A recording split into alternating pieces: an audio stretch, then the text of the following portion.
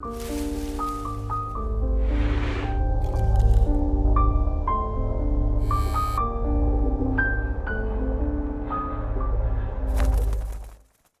guys, it's Maris. Welcome back to Harpies in the Trees, where I review horror books with a supernatural focus.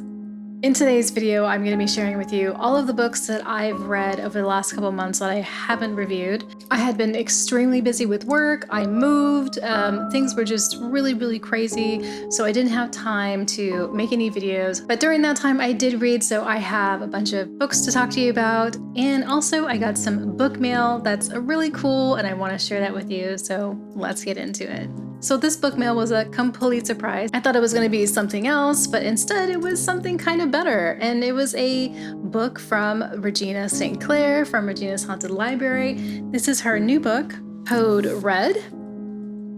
I am really excited to say that this book takes place in an insane asylum, which you know is one of my favorite things. I feel like it's actually kind of hard to find books with this specific type of setting, and I think I'm going to go ahead and add this to my October reads. Let me tell you what it's about. The vampires are running the asylum. Wormwood Asylum, perfect name. A private mental hospital located in Southwest Virginia specializes in treating adolescent psychoses, including Renfield's syndrome, an obsession with drinking blood. But when a young patient is committed because he believes he's a vampire, it turns out he wasn't lying, and soon rapacious revenants are running rampant through the rural mountain community. To fight the bodacious bloodsuckers, the local sheriff teams up with a candy stripper and her moonshiner grandpa, who just happens to have an arsenal of war-grade weapons stored in his prepper bunker for a bloody country hoedown of epic proportions. So this has that vibe of being kind of creepy, but obviously having a sense of humor and being really fun. And I'm sure, knowing Regina, it's also going to be gory. There's also a quote here from Lydia Peever. You all know her from Typical Books. She's awesome. She's amazing. She says, St. Clair has a knack for being able to speak many walks of life. Thank you so much to Regina for sending me her book. I'm going to read it for my October reads, and I'm going to talk about it.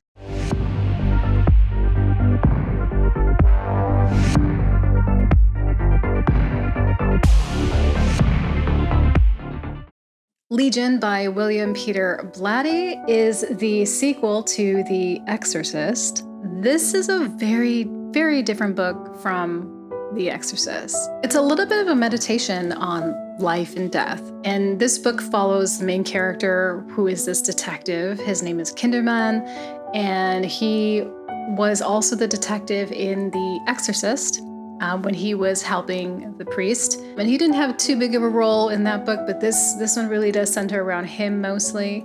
And it really does show off his like existential dread that he kind of has. But it's definitely influenced a lot by his background. He's Jewish, also influenced by other religions, things that he sees as a police officer, and these cases that he's having to be involved in are really making him question a lot of things, morality, sin, all these type of things. So he really delves deep into these topics. He tends to speak aloud. So whenever he's trying to problem solve, or he's trying to figure out something that's going on with the case, he's sort of trying to figure that out by speaking out loud and talking about other things that are sort of tangentially related or seem kind of familiar or seem like they could have some tiny part to play in this whole entire thing. So it's very interesting to hear his theories, to hear his thoughts on everything that's going on. So it is a bit more of a mystery, and I would call this like demon noir, because that's really kind of what it felt like to me, because we just have this detective who's trying to figure out what's going on. The demon aspect of this doesn't come in very early. It's something that kind of comes in towards the end. And what's happening is we're kind of more exploring things that seem to be going around this case that seem like they could be a part of it. Kinderman is very funny. So when he's talking to people and he's sort of giving them a hard time or something, and it's really fun to hang out with him. So you're not really upset, I guess, that maybe the story isn't happening a little bit faster than when you would imagine, because being with this character, it's just so much fun. So I really like this because it was like a demon mystery, and it really involves all of this kind of like higher thinking and existentialism and theism and all kinds of stuff to kind of give you a lot of food for thought. And it also brings up a lot of like new medical breakthroughs, new scientific breakthroughs that were coming through during this time when this book was written, which was in the 1970s or early 80s. So it is a bit of a time capsule in itself. So it's interesting to hear them talking about some of these older theories, some which have been proven to be no longer true. So I thought this was great. I gave this a 5 out of 5. I think the pacing for this for me was much more enjoyable than The Exorcist, because The Exorcist seemed to really slog for me in the beginning. This starts off right away, it has my attention, and I just loved everything about it. I thought it was really cool. I liked how everything kind of played out, and I love also these books from this time period. They just have a different feel, and I really appreciate that. Heklas Children by James Brogden. Now, I've had this book for a really long time. This was a book that I had picked out for reading a very specific type of TBR that I was creating way back in the day. If you know, you know. I finally got around to this, but I listened to the audiobook because I was like, you know what, let me just listen to the audiobook. I feel like I keep holding off on this book. Let me just do the audiobook thing. So I did. I listened to the audiobook and I thought the audiobook was great. But the story itself to me was it just was really kind of boring. I didn't really find much to be interested about it. It's definitely much more fantasy than anything else. So this story is about these kids who disappear on a hiking trip with their teacher. So they go out with their teacher and the teacher makes it back, but the kids don't.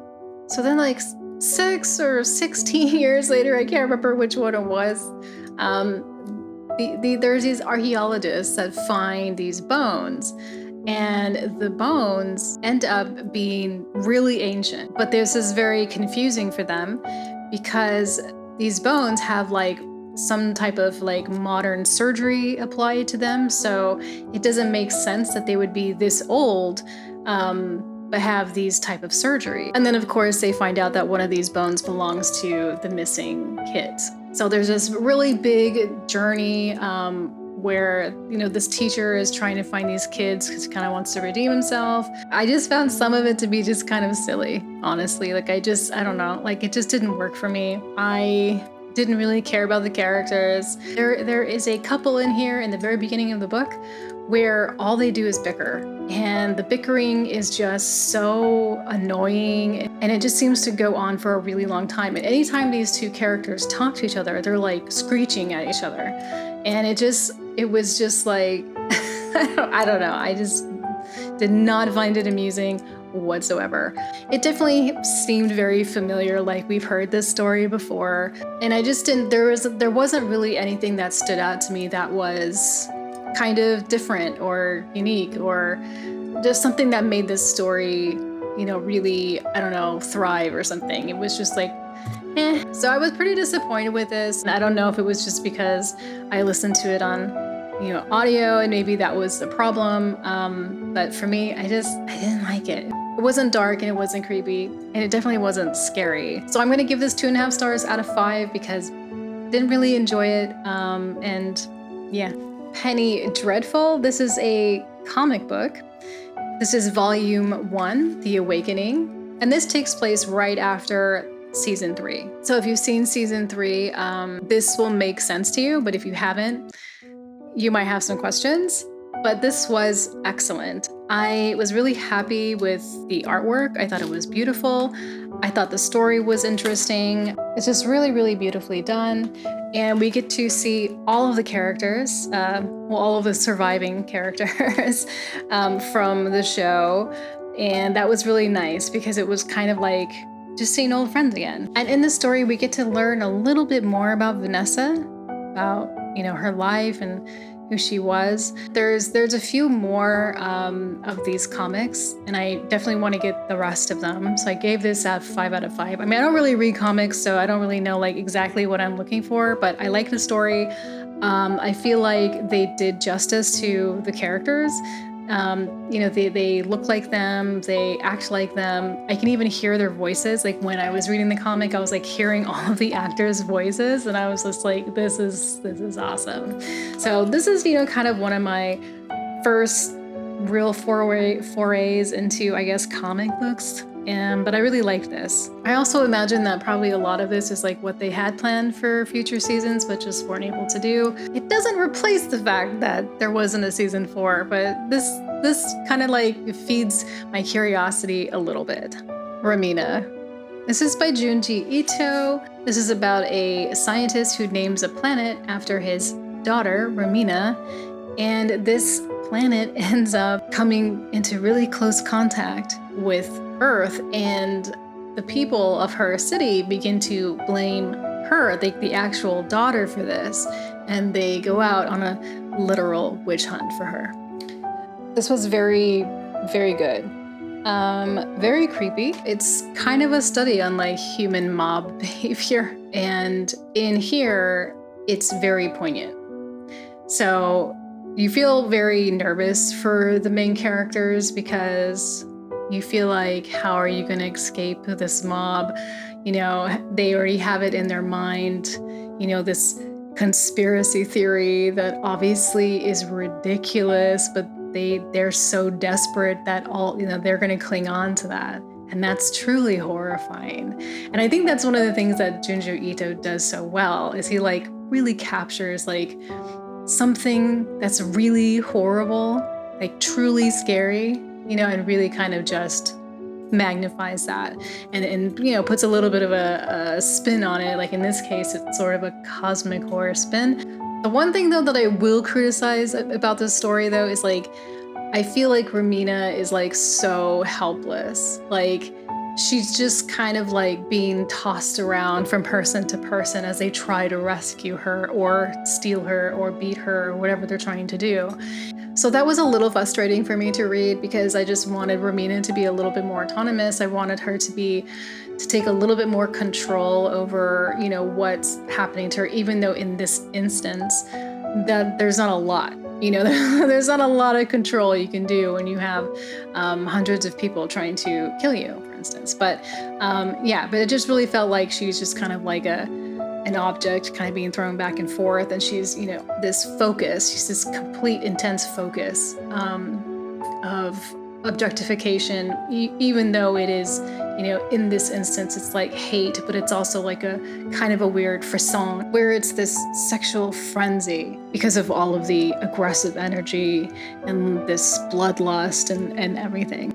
Also, the concept of this planet, I won't tell you what it is, I won't tell you why it is, but the concept is very, very cool, like real interesting. It's something that'll definitely kind of stick with you after you read the book because it's just it's a really cool concept. So I get this one 4.5 out of 5. The last book I read is If You See Her by Ania Ahlborn, and this is another audio book that I listened to, and holy crap, I love the hell out of this fucking book. So this story is about these small town kids who grew up together, went to high school together. They ended up going to this location, some kind of house that was abandoned. It's supposed to be haunted. Let's go. Let's have some fun, you know, whatever. And they get out there and one of them ends up dying by some freak accident. This is something that really has scarred them, you know, and has made things very, I don't know, weird for them, I guess. So then at some point, these teenage kids who are now adults, they want to go to the house because they just kind of want to like put this memory to rest, but then something happens. And so as the story keeps going on, it just gets kind of like crazier and crazier. And it was really good because it winds you up in a way that you, in the first like 20 pages, you're like, oh, this is going to be a real slow burn, right? But once it starts kind of getting there, it's like it just keeps going and going and going. It's winding up and it's winding up, and you know things are just going to get worse and worse and worse. And the way that Ania wrote the story, it feels so real. The dialogue is very much like what you would hear just speaking to your friends and whatever, the reasons why they do things, which is one aspect of the book which could be annoying for some people, but for me, I really liked it, which was there was a lot of rationalizing and a lot of trying to break down stuff to try and understand what's happening. It became very bleak at a certain point. All of these things that are happening with these kids who are now adults is scary. I grew up in a small town, and I was definitely like these kids where I'd be like, hey, let's go to that place that we heard someone died or something.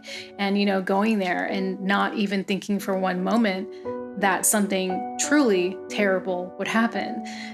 So it was really interesting to kind of see that in the book and to just kind of feel that familiarity, which gave it a sense of being kind of real. So it just made it more creepy, more scary. And it's also a cautionary tale. It's not one we haven't heard before, which is like, don't be a moth to a flame, but it's a good one. It's a really good one. I really, truly enjoyed it. I also thought the narrator for the audiobook version was very good and set the right tone for the book. And like The Legion, there's conversations in this book which are very interesting, like between our main character and his girlfriend, for instance. Like the characters, they really understand each other, almost like they actually did grow up with each other. So when they are talking to each other, it has a little bit of like context, and the characters have perception, so it's cool, it's smart. So I definitely really liked it a lot. I give it 5 out of 5. I thought it was awesome. It was a great haunted house tale. If you grew up in a small town, it's going to speak to you in many ways. So yeah, I loved it. So those were the books that I read when I was gone. I hope that you liked this video. Please like and comment down below. And don't forget to subscribe if you haven't subscribed already. Please take care of yourselves, look out for each other, and I will talk to you next time.